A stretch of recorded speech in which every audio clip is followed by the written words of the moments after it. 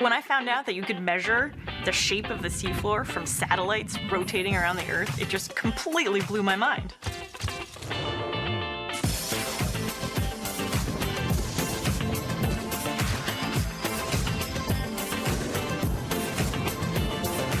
My name is Katy Croft Bell, and I'm an ocean explorer. I use deep-sea robotic vehicles to explore really anything that lies beneath the sea. So that could range from deep-sea shipwrecks to underwater volcanoes to very deep-sea ecosystems. We have an exploration vessel called Nautilus, and Nautilus is equipped with 2 deep-sea robotic vehicles. These are robots that can go down to 13,000 feet beneath the sea to explore the seafloor, or really anything that's down there. They have high-definition cameras, all sorts of sensors to measure different properties of the water. We can also collect samples, so potentially rock samples or deep-sea organisms, or even excavate archaeological sites, so being able to pick up artifacts for further study. Recordings, the measurements, and the video get sent up to the ship via a fiber optic cable, and we have a team on board who's on the ship operating the vehicles and directing the science so that we can share what we're doing out at sea live from the ocean floor. So anybody in the world, from a PhD level scientist down to a kindergartner, can participate in our expeditions live.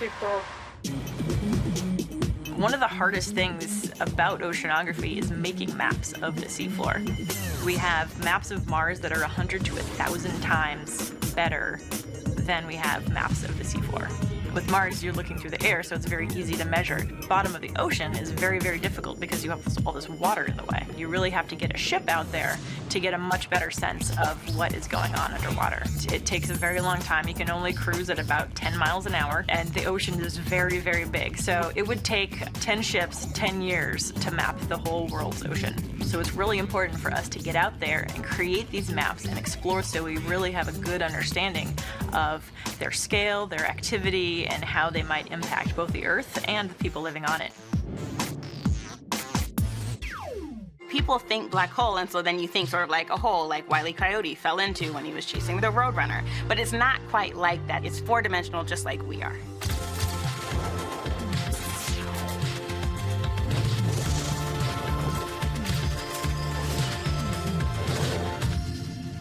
My name is Jedidah Eisler. I have a PhD in astrophysics, and I study supermassive, hyperactive black holes called blazars. A black hole is an object that is so massive that not even light can escape it. A blazar is a special class of black hole that is supermassive, and by that I mean something that's 1 billion times the mass of the sun.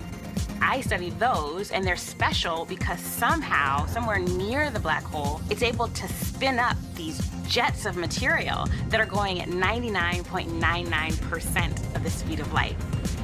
I like to think of it as like a cosmic super soaker that's just shooting out material, and I think that's super cool. What people are thinking when they say black hole are thinking, oh, well, when I look at it, I see a void where nothing else is. But it's not a hole. It's 4-dimensional, just like we are. The reason they're black is because not even light can escape the pull that gravity provides from the black hole itself. Everything has gravity, but the more massive you are, the stronger that gravity is. If you have things that are very massive and they are, say, orbiting one another and 2 black holes collide, that's 2 massive bodies having this huge eruption of energy, they can actually cause a ripple in space-time itself. And that's why it's an amazing discovery. If you imagine sort of a pebble falling into a pond, space and time are that pond, and the drop of the pebble is the first time the 2 black holes collide. That ripple through the water is the ripple in space-time, except we would be sitting in the pond and feeling that ripple as well. My work is an important contribution to the world because there's so much to learn. So in some ways, doing this work at all, trying to understand how the universe works, is a contribution to the larger body of knowledge that exists. There's like world upon worlds, and each time we stumble upon them, it's like Indiana Jones and the Temple of Doom and like uncovering this crypt that we've never seen before. And suddenly we go down there and it's like,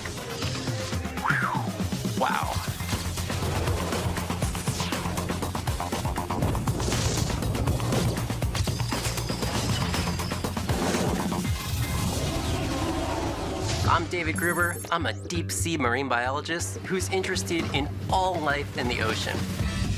I want to understand it more, and by understanding it, I hope we could connect to it and ultimately protect it. 4.6 billion years ago, the Earth forms, and it didn't take that much time for the first life forms to come about, those first kinds of cyanobacteria. And we could basically make a tree and show how we're all related. We all share DNA.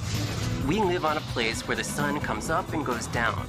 But imagine you drop deep down underwater. After 1,000 meters, you're living in an environment of perpetual darkness. It is dark 24/7. And animals down there, they've evolved mechanisms to give off light to communicate. They're like, hey, I'm over here. Flash, flash, or hey, I want to escape. I'm going to give off a big burst of flashes to distract everybody. So they've come up with lots of ways to use light, and this has been going on for millions of years. By going down there and studying things like ctenophores, comb jellies, jellyfish, copepods, weird bioluminescent worms, we can learn from them, and then from that information, we could then apply those genes to other cells and use that information in really cool ways. Whether you're a bacteria, whether you're a worm, whether you're an elephant, we all share the same DNA. So our relationship to the ocean, even though we came from lungfish, from coelacanths, and we're now going back in the water in really cool submarines, we're still really new to the ocean. 71% of our planet is covered in this big blue watery beauty, and it's filled with light. As a marine biologist, I'm dedicating my life to learning more about them and then finding out how they're related to us. You know, one of the things that we're told about invention is it's always to solve a problem. Build something that solves a problem. This wasn't really a problem. This was an adventure.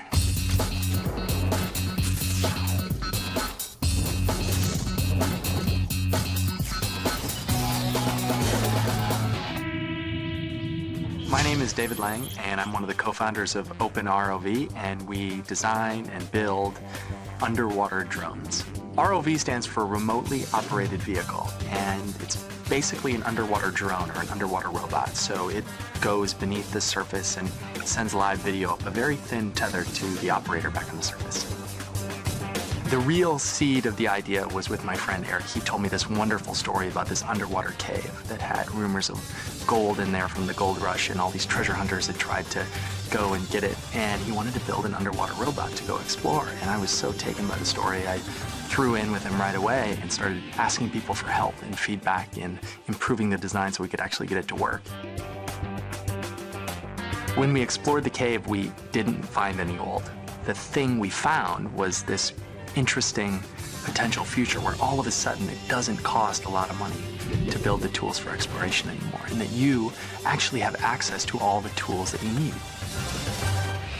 So everybody knows the big stats, that the ocean covers 71% of the Earth, it's 95% of the biosphere. It's massive, but what most people don't realize is that we've just started going beneath the surface. I mean, Jacques Cousteau invented modern scuba diving in the 40s, and it wasn't until the 50s and 60s that really caught on in earnest. That's like 50, 60 years of actually going beneath the surface and studying it. And I think these new low-cost underwater drones are a big step in the next era of underwater exploration where we're going, and all of us are going. All you're gonna need is a connection to the internet. We're gonna find shipwrecks, I think we're gonna find new species, but the most important thing for me is not what we find. It's that so many millions more people are gonna be able to look, that they're able to be on the cutting edge of what humans know and what humans understand, to feel like they're a part of the process of discovery, because that's cool. You just need to get your friends together and go outside and explore. I'm not a scientist, I'm not an engineer.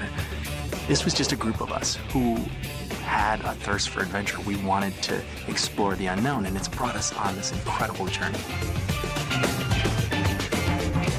The world is full of secrets, and you just have to pay attention and you have to explore and ask questions, and you will find the most amazing stories.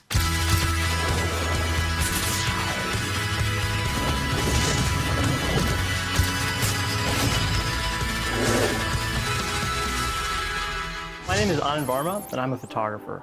I'm interested in using a camera to help tell complex science stories. Taking images of things that are hard for us to perceive with our own eyes allows you to become intimate with a subject. It freezes this moment and allows you to study and understand it in a way that other forms of media don't allow you to do. The first photo that I took that sticks in my memory was this area called Stone Mountains near Atlanta, Georgia, where I grew up. I was with my friend, and we had borrowed my dad's little digital camera. I came across a garter snake that was sitting in this patch of sun in a forest, and I was amazed how close I could get. I got within a foot of it, and I took this picture of this snake just hanging out in the sun. I was proud of this picture, but it was how excited my friend was about it, and it changed how he related to photography. It was, for me, the best way to explore the natural world and share what I found. For close to 100 years, National Geographic has been using photography to connect people from across the planet. My aim in all of my photography is that I can show aspects of my subjects that people didn't know about before. A honeybee is something that's familiar to all of us. Through my photography, people can see in a new way and say, oh, here's this thing that I thought I knew, but here's something else that I know about it. Seeing these details in the image, but you couldn't even see in your hand, you couldn't see under a microscope. And that's what taught me how valuable photography could be. It extends your perception as a human. I mean, I think that's fascinating.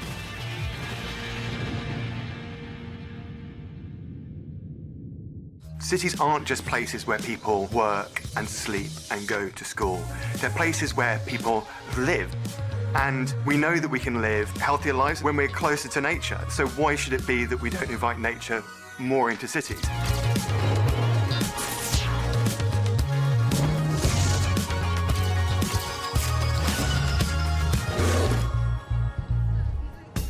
My name is Dan Raven-Ellison, and I'm a Guerrilla Geographer.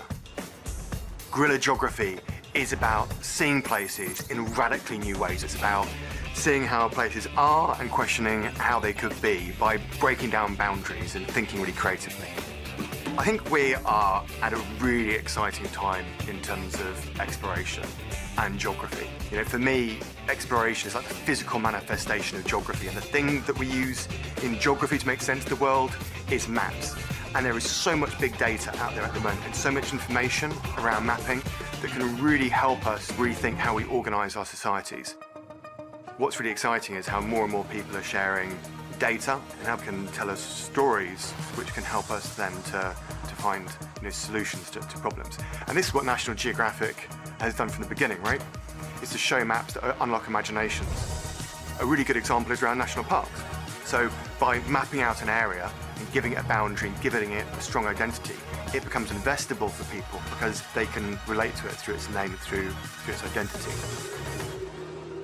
The biggest bit of guerrilla geography I'm currently doing is a campaign to turn the whole of London, England, into the world's first national park. So it's taking the idea of a national park and putting it down on top of an entire city. Around the world, we have national parks that represent all kinds of habitats: mountains, coral reefs, deserts, but not cities. And cities can be the most biologically diverse parts of countries. They are great places to explore. So by making London a national park city, I think it will transform how people think about the city, what they do in the city, how they invite wildlife into the city, but also the kind of adventures that people go on as well. What gives me hope is that we only need a slight change in thinking to empower the billions of people who live in cities to realise that they could be nature conservationists in and around their homes. Now, you can just go out and do it. If people engage with protecting nature on their doorstep, they're far more likely to be invested in protecting it, in the most pristine seas or the most distant places. And that's a message that people can just get overnight. And I think we get that message out, that can be, really powerful.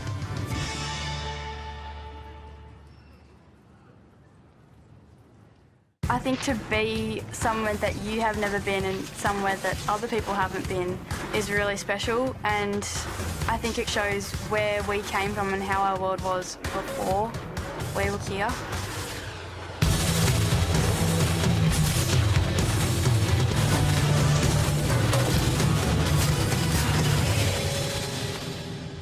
My name's Jade Hameister, and when I was 14 I became the youngest person to ski to the North Pole. This trek took us 11 days, 150 kilometres. We were skiing for about 8 hours a day on cross-country skis, pulling sleds behind us, and then we'd sleep in tents. It's 24-hour daylight out there, so we had to deal with that as well. We didn't see polar bears, we saw polar bear tracks, which was kind of a relief, as much as it would have been cool.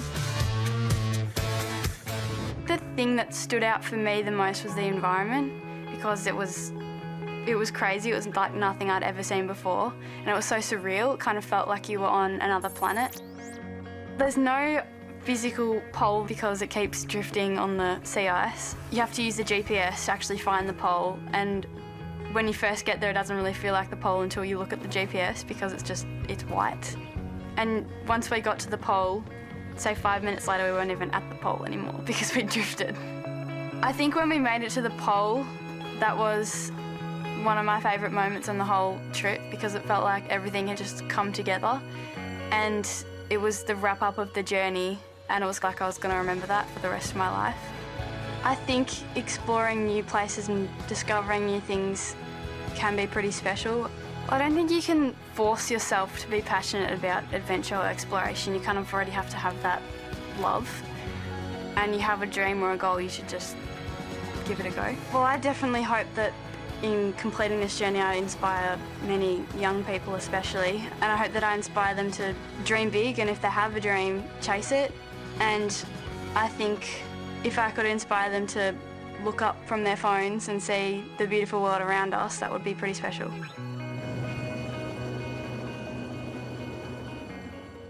My father was a history professor, so I grew up going to all these famous sites like Troy and Mycenae, and he would stand me there and say, "What do you see? What do you think?" You know, and he wouldn't tell me what to think. He would ask me what I thought, which I think is a really great way of teaching a kid.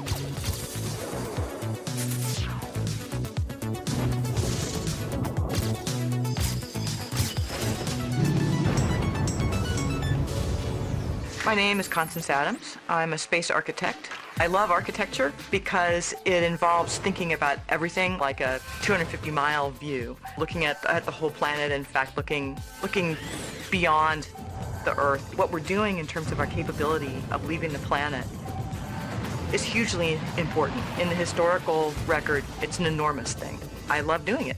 Plus, it's really hard, which is great. It makes it fun to solve the puzzle. My work is helping people to maybe colonize more than one planet.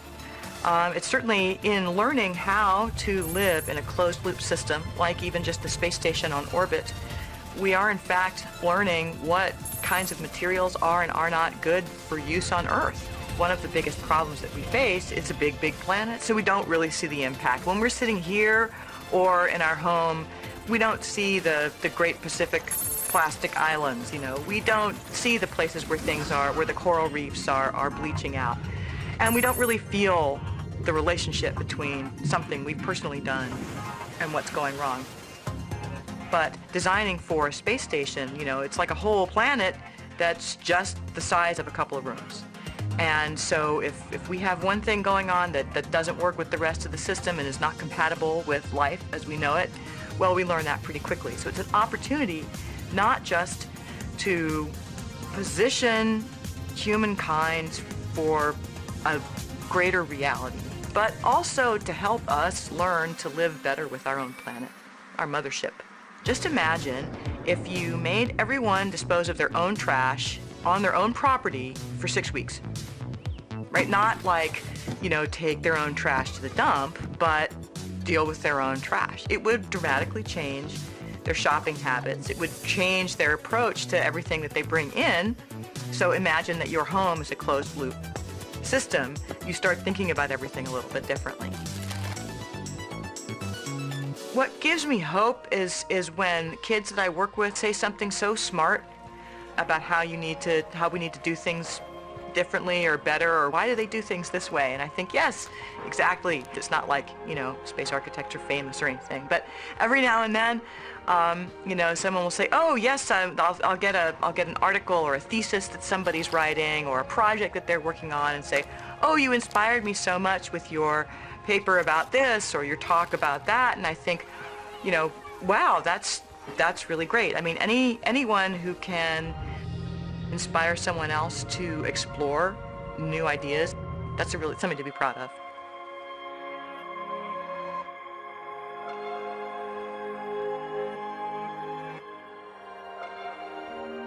So you think emojis are new? They are actually only the latest in a 40,000-year history of humans using little visual marks.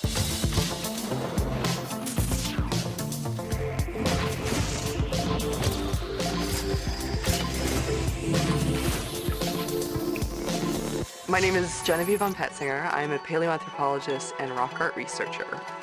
I study some of the oldest art in the world. It's pretty, but that's not why I study it. It's because I'm really fascinated with trying to understand how humans became us in mind as well as in body. So fascinating to try and understand is that mental cognitive journey they went on that resulted in math and music and writing and going to space, creating supercomputers, came out of these little brains that our ancestors helped to shape by the way they lived their lives during the Stone Age. The oldest art we have in the world right now is actually in Spain, and it's at 40,800 years ago, which is incredible. I study the cave art of Ice Age Europe, particularly the little geometric signs, the dots, the lines, the triangles, the circles. These things are so often overlooked by all those flashy mammoth and bison that are floating around on the walls. We're certainly not talking about writing yet, but we could very well be looking at one of the oldest graphic communication systems in the world. Writing systems don't appear till around 5,000 years ago. We just take it so for granted, right? This tiny little simple character embodies this incredibly complex human emotion. They have the power to actually convey a lot in a very condensed, very simplified form. I think the geometric signs are, even if we don't know what they meant, I think they were very powerful as well. I mean, what we don't know far exceeds what we do. Our knowledge of the art that existed is so partial. I mean, it's almost a fluke every time we find a cave, but I guarantee you for every one we found, there's probably two that we haven't yet. This is a really exciting time to be working in this field. The amount of discoveries when it comes to the age of the art, new places are popping up. There are so many blank spots on that map that I want to fill. I mean, I have a feeling that there are literally hundreds of caves waiting to be documented. And I mean, this is what's so exciting about being an explorer now, is I'm starting to see the possibility for taking what I've done and maybe even scaling it up to a more global level. My goal is to get people to wake up and think, what have I got to do to protect that? By looking these animals in the eye, hopefully we can inspire people to care and save species while there's still time.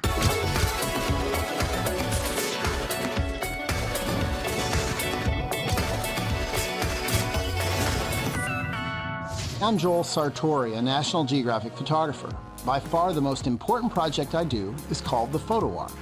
National Geographic Photo Arc is my effort to photograph as many species as I can. The goal is to get the public to care about the extinction crisis and be moved to save species while there's still time. People can't save something if they never even met it. Truly, they have to see what these animals are all about, learn the threats to these animals, and be inspired. It takes an emotional connection. It's often difficult to get animals to pose for the camera, to convince them to sit still, but in the end it's worth it. After all, these animals are going to become ambassadors for their species for all time.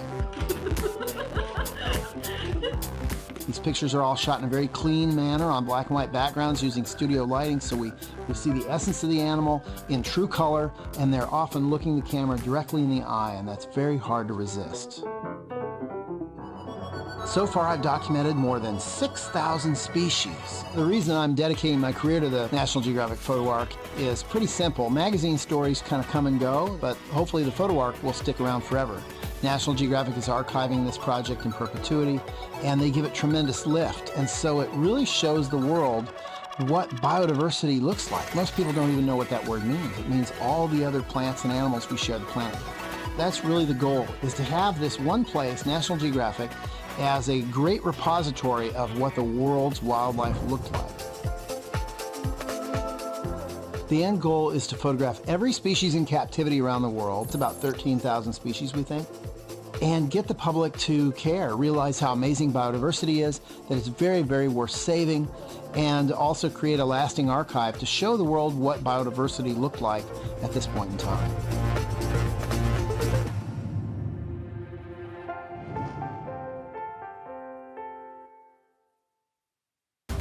For your moonlighting astronomers with out-of-this-world dreams. Fuel their curiosity with Nat Geo Kids.